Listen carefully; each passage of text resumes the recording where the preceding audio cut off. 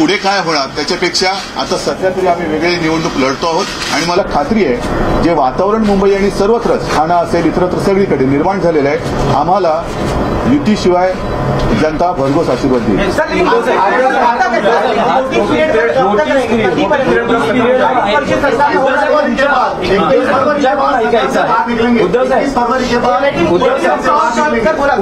तुमच्याकडून ऐकायचं नोटीस पिरियडवर आहे का आणि हा नोटीस पिरियड किती वेळचा असेल?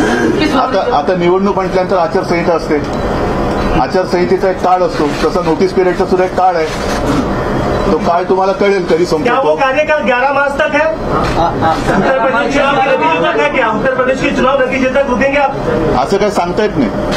उद्धव साहेब तुम्ही म्हणाला मन रमत नाहीये. मन नक्की कशात रमत नाहीये? युतीत रमत नाहीये की सत्तेत रमत नाही? हे बघा सुरुवात त्यांच्याकडनं झालेली आहे आणि आम्ही काही सत्तेचे लालची नाही आहोत. गेली 25 वर्ष आमच्याकडे आम्ही युतीत असताना सुद्धा किती काळ राज्याच्या सत्तेमध्ये आम्ही दोघंही होतो. त्याच्यामुळे सत्तेसाठी युती जर का असेल तर मग अशा युतीला काय अर्थ नाही.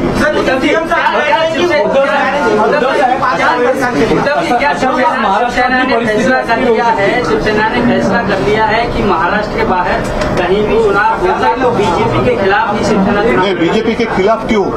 हमारा गठबंधन पहले तो था ही नहीं महाराष्ट्र के बाहर. तर याचा अर्थ असं नाही की आम्ही कोणाच्या विरुद्धच लढतोय. शिवसेना म्हणून आम्ही लढतोय. मग जर का आता गोव्यात आम्ही लढतोय मग ते लढताना शिवसेनेच्या विरुद्ध ते नाही लढत. उत्तर प्रदेशमध्ये आम्ही लढतो आहोत मग बीजेपी आमच्या विरुद्ध नाही लढत.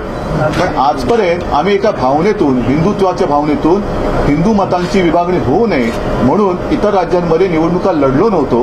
तिथे आम्ही आमच्या कार्यकर्त्यांना सांगितलं होतं की गुजरातमध्ये नरेंद्रभाई आहेत, मध्य प्रदेशमध्ये शिवराजजी आहेत, इकडे हे आहेत तिकडे ते आहेत. आमच्या लोकांना आम्ही थांबवून ठेवलेलं की लढू नका. पण आता समजा जर का बाहेर होत नसेल आणि घरातही होत नसेल मग त्या लोकांनी मी का थांबू?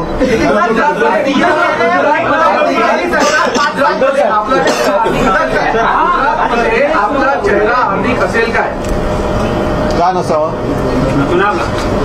नसावा का? पण अजून आम्ही निवडणुकीपर्यंत गेलेलो नाही आहोत.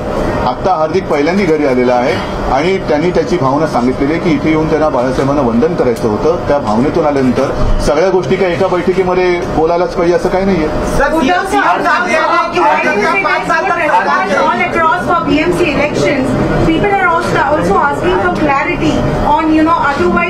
कसली clarity? Clarity on BJP, the way knots are tied apart from BMC elections.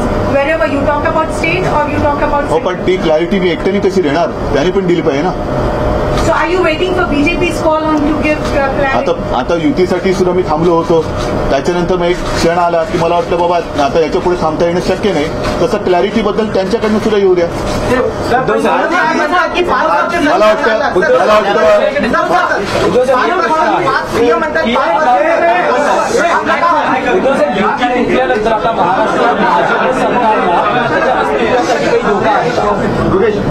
मुख्यमंत्र्यांकडे सगळ्या बातम्या असतात. सर्व खातं त्यांच्याकडे आहे. त्याच्यामुळे त्यांना त्यांच्या सरकारला धोका आहे का त्यांचं गुप्तहेर खातं चांगलं मला वाटतं सगळं मला